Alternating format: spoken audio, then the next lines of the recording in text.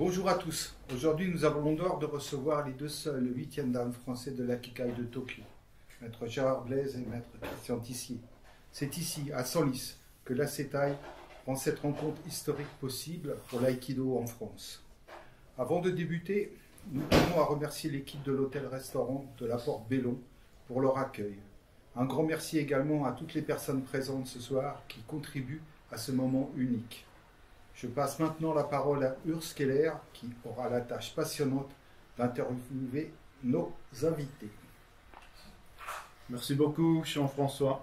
À tout l'honneur. Bien, bonsoir les sensei. Je suis vraiment ravi d'être là ce soir avec vous. Je pense la dernière fois quand vous deux vous avez vu, c'était à Santiago de Chile. C'est ça. Oui, on fait simple. Et la prochaine fois d'ailleurs aussi. Et la fois d'avant aussi. Pour commencer notre petite interview, j'ai le plaisir de vous montrer cette photo. Pourriez-vous nous en parler un tout petit peu?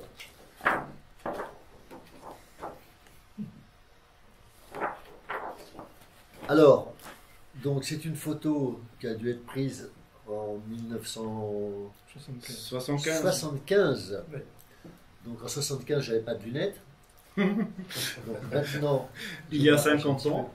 Alors il y a plein d'amis là. Alors il y en a qui font plus d'aïkido. Et il y en a qui sont toujours dans le système. Il y a Saotome Sensei. Saotome Sensei, c'était son cours. Je vois par exemple des gens comme John Hamilton, qui était un Anglais assez talentueux en aïkido, mais qui ensuite a arrêté. Et je vois vraiment des anciens comme ça là. Bon, je pense qu'ils ont disparu. Il est probable que ce soit Yamashima qui soit ici. Et j'ai le nom sur le bout de la langue, là, qui est toujours à l'Aikikai, qui est 8e dan maintenant aussi. Et puis il y a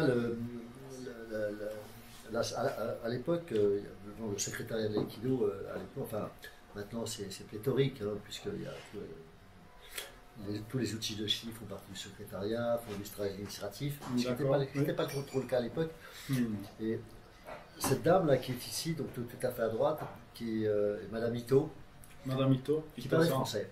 D'accord. Oui. Et moi j'étais très lié avec elle. J'ai reçu sa fille en France quand j'étais rentré pendant quelques mois. Voilà. Et cette Madame Ito, chaque fois que j'allais au Japon, elle savait que j'aimais les unagi, elle m'emmenait toujours manger des unagi. Et nous on l'appelait l'éminence grise. C'est-à-dire c'était vraiment la confidente du doshu, c'est elle qui, vraiment pour les étrangers, qui organisait tout. Personnellement, je lui dois beaucoup à cette dame.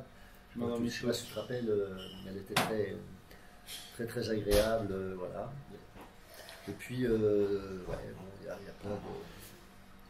Il y a également Gérard, juste derrière toi. Oui, Gérard est là, oui, il avait une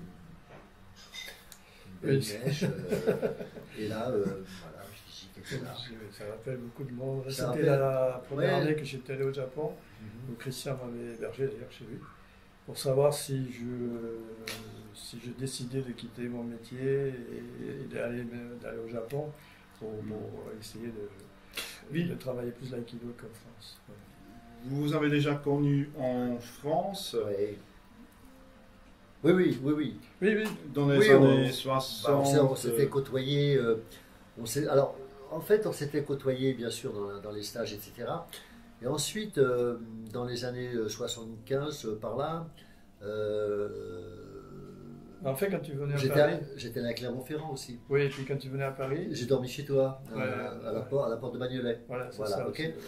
Donc... Après, j'ai dormi chez lui aussi. À Tokyo, ça c'est... Voilà, quand Gérard m'a dit qu'il voulait aller au Japon, en plus, tu avais...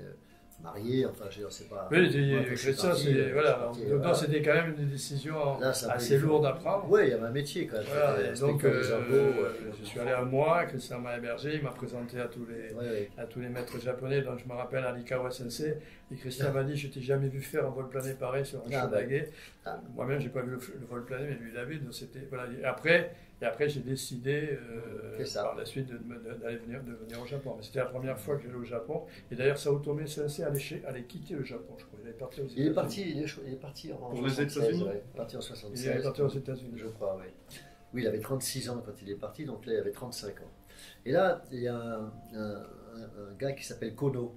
Ah, c'est Kono, lui. Voilà, c'est ça. Ah, d'accord. Je connais son visage. Qui maintenant est une célébrité au Japon. Oui, dans les arts martiaux. Ouais, parce qu'il a créé un peu son style. Hein. Son truc. Voilà. Bon. Oui, il est très connu. Enfin, maintenant au Japon. Après, bon, c'est un personnage. En fait, il a plus ou moins arrêté l'aïkido parce qu'il avait été.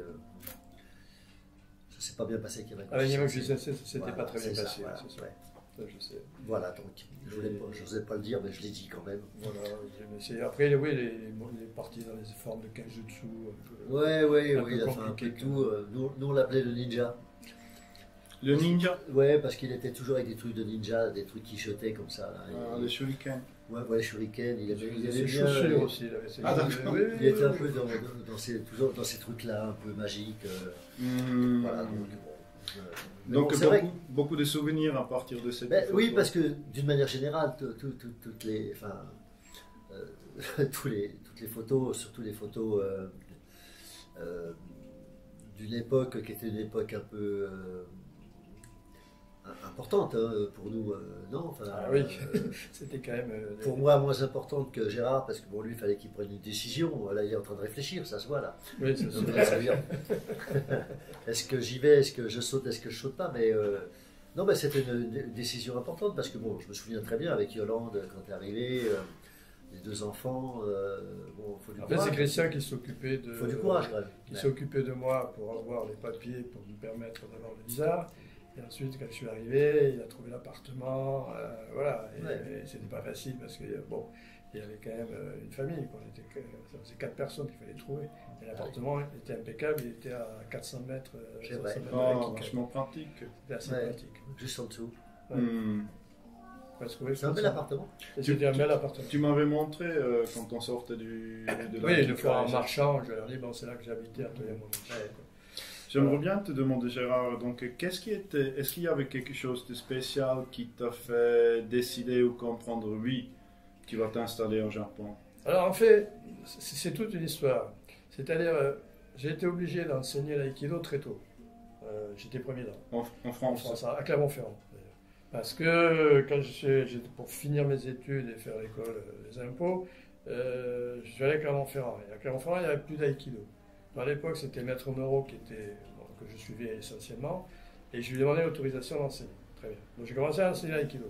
Après, quand par mon métier, j'étais à Paris, à ce moment-là, Christian était déjà au Japon, depuis un moment, et c'est l'époque où Nakazawa Sensei était parti aux États-Unis, et Noro Sensei était en train de créer le Krin Nuichi, ce qui fait que les gens qui suivaient Noro Sensei l'ont quitté. Donc je me suis retrouvé à enseigner.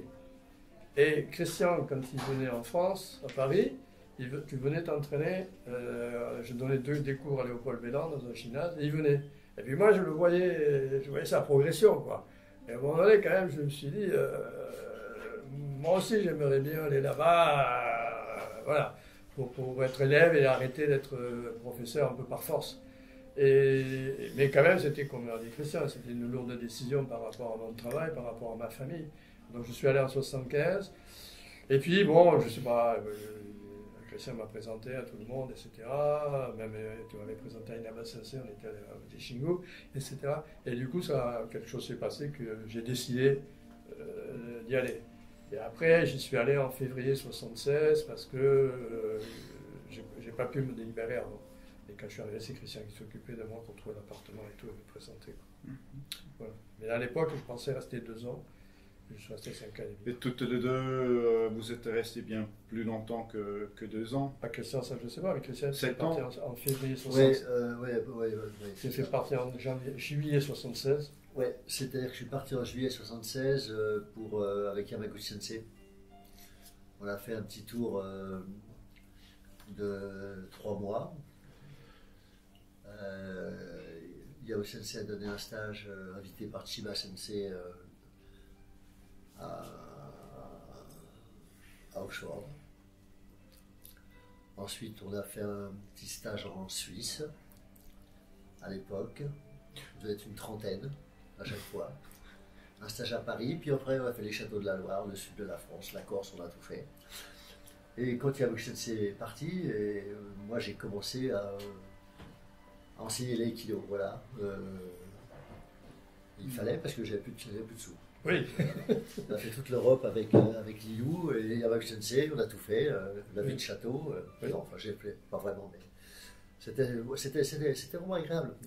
Et puis voilà, donc en septembre 76, Jean-Pierre Lavorato, avec qui que je connaissais depuis un bout de temps, m'attendait pour que je commence les cours d'aïkido dans son dojo. D'accord. Que par la suite j'ai racheté. Voilà. Et ensuite, voilà, qui est devenu le cercle Tissier. Mais bon, après, pendant une dizaine d'années, de 76 à 86 à peu près, je retournais 3-4 mois au Japon par an. C'est assez beaucoup, oui. Oui, parce que j'avais besoin de garder Perfectionner, contact, peut-être. donc je retournais 2 mois en hiver, 2 mois, je crois que c'est vers mai-juin. Ouais, et Yamauchi Sensei venait une ou deux fois par an. Voilà. Donc j'ai toujours gardé le contact avec le Japon, c'est pour ça que... Ça m'amène à une autre question que j'aimerais bien te poser. Christian, dans ton livre Aikido fondamental date de 91. C'est expliqué à Tokyo que tu as étudié à l'université de Sofia et également dans une école de langue renommée, le japonais. Ouais. Quelle importance accordes-tu à l'apprentissage de la langue japonaise pour un aikidoka? Tout dépend de ce qu'on veut. Si on fait de l'aïkido, on a quelques termes japonais, bien sûr, qui sont importants. On connaît tous les termes les plus simples, Oui. bien sûr. Okyu, ceci, cela. Mais bon, après, il peut y avoir des termes qui sont, disons, moins courants dans la pratique de l'aïkido hors Japon, mais qui sont quand même porteurs un petit peu de l'esprit japonais. Donc ça, c'est bien de les connaître, hein. Ou aussi toutes les références de politesse aussi, hein, les yeshimas, etc. Bon, voilà. Après, maintenant, quelqu'un qui décide d'aller faire un petit voyage au Japon, moi, j'ai des amis qui ne sont pas du tout dans les arts martiaux, qui adorent le Japon, ils y vont 2 mois par an, il a son petit bouquin, puis il apprend toujours pour progresser, si tu veux. Alors nous, à Aikidoka, c'est évident que même s'il y a des sensei qui ne parlent pas beaucoup, même pas du tout, il y en a d'autres qui, quand même, expliquent. Donc c'est dommage de ne pas comprendre ce qu'ils disent. Okay, ouais, je comprends. donc il y a un minimum de japonais, parce que c'est un peu répétitif quand même. Hein, okay, donc après, si tu veux rester au Japon, c'est toujours pareil. C'est une question du temps que tu peux y consacrer à l'étude du japonais, c'est quand même long. Et ensuite, dans quel cadre tu vis? Donc, j'imagine que pour quelqu'un comme Gérard ou Bernard Palmier, par exemple, qui est venu là-bas avec sa femme, ou Gérard qui est venu avec... ou Daniel Vaillant qui était avec... voilà. C'est plus compliqué parce que ils sont à la maison, ils parlent... le français. Ils parlent le français avec les enfants, même si les enfants vont... Okay. Et puis, il y a une question d'âge. Voilà. C'est que, au Japon... mettons à 40 ans pour les kilos, ce qui est très très bien, tu pars avec une femme et 2 gosses, c'est plus compliqué d'apprendre le japonais. Quand tu as 18 ans, c'est un peu différent. Déjà, tu apprends le japonais sur l'oreiller. Enfin, je veux dire, c'est un piège. Parce que quand tu apprends le japonais sur l'oreiller, moi je le sais parce que, pas parce que j'ai appris sur l'oreiller, bien sûr que non. Parce que ça dépend. Parce que moi j'ai appris le japonais à l'école, donc ça veut dire que quand j'entendais les étrangers parler, j'entendais les étrangers parler avec un accent féminin. Et des tournures de phrases féminines. Donc c'est pour ça que c'est important, à un moment aussi, d'apprendre le japonais.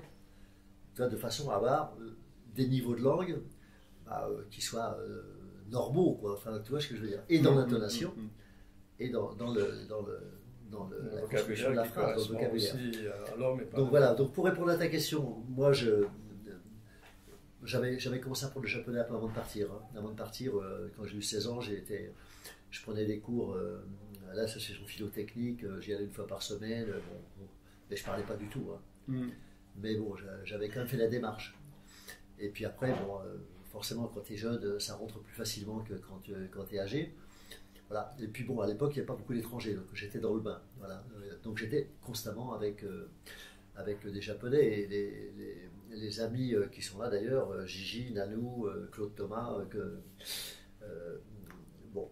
C'était le petit groupe, il n'y avait pas beaucoup plus de monde. Donc voilà, ça c'est bien. Entre vous, vous parliez de français, évidemment. Oui, quand même. Oui, quand même. Français. Quand même, faut pas. Il y avait aussi un autre On était tatamisés, mais pas à ce point-là. Alors c'est vrai, parce que les chrétiens, bon, quand j'y suis allé, j'avais quand même pas 40 ans, j'étais plus jeune. Non, je parlais pas de toi. Mais disons, en fait, moi aussi, c'est pareil, c'était important de parler et de comprendre déjà, parce qu'il y a des explications qui sont données, si on ne comprend pas le japonais, on le perd. Qu'on m'a fait remarquer, Christian, aussi d'apprendre aussi la politesse. Ça, c'est très important, parce qu'au Japon, ça ne rend pas compte. Mais si on a une façon de parler, souvent comme les étrangers, qui est trop directe, avec manque de politesse, ils ne disent rien, mais ça s'arrête. Oui, il y a un blocage. Il y a un blocage. Mais moi, j'avais commencé, alors le problème que j'ai eu, j'ai commencé à prendre des cours dans une école, et puis c'était l'époque kickboxing et tout, qu'on faisait, tu t'en rappelles. Et je crois que j'avais pris, on se mettait des masques, et on allait s'entraîner en Niji Fuzugakuin, à l'école française là, de langue, où Christian travaillait. Et je crois que j'ai pris un mauvais coup, j'ai rien senti, mais après je me suis retrouvé. Tu avais un problème au cervical. Au cervical, Nanou qui était là, notre ami, il dit Gérard va mourir et tout. Nanou était un peu excessif. Excessif, enfin moi j'étais quand même allongé, j'avais les pieds froids, les mains froides, c'était encourageant. Je ne parlais pas la langue, on venait d'arriver, il y avait seulement 3 mois, c'était vraiment l'idéal, quoi. C'était parfait. Et du coup, après bon, j'étais soigné, heureusement, autrement je ne serais plus là. Mais du coup, ça m'a arrêté aussi dans l'apprentissage de la langue, parce que on arrive, on a une énergie, quoi. Voilà, et puis tout le monde dit, il faut parler, on comprend qu'il faut parler la langue, surtout que Yamaguchi Sensei, par exemple, c'était quand même des rares sensei qui, après le cours, il y avait un cours de 3 à 4, et puis de 5h30 à 6h30, etc. Il venait au café, on allait avec lui, il expliquait, il parlait beaucoup. Donc, si on parlait la langue, on pouvait profiter de tout son enseignement, on pouvait aussi quand même, puis c'est nécessaire quand on parle la langue. Il y avait une autre difficulté aussi, parce qu'on enseignait le français. On avait quand même des élèves japonais qui aimaient bien profiter Ils voulaient parler de le français avec notre vous, langue. Et comme on enseignait le français, on percevait très facilement à peu près leur niveau. Et du coup, on se mettait à leur niveau pour parler français, ce qui fait qu'on ne parlait pas japonais. Voilà. Et eux, on profitait bien. Ouais. Voilà. Donc, voilà. Et puis, c'est vrai qu'à l'époque, il y avait moins d'étrangers que maintenant. Quand on voyait un étranger à Shinjuku, c'était assez rare, tandis que maintenant, c'est l'inverse. Moins de japonais, parce que plus d'étrangers.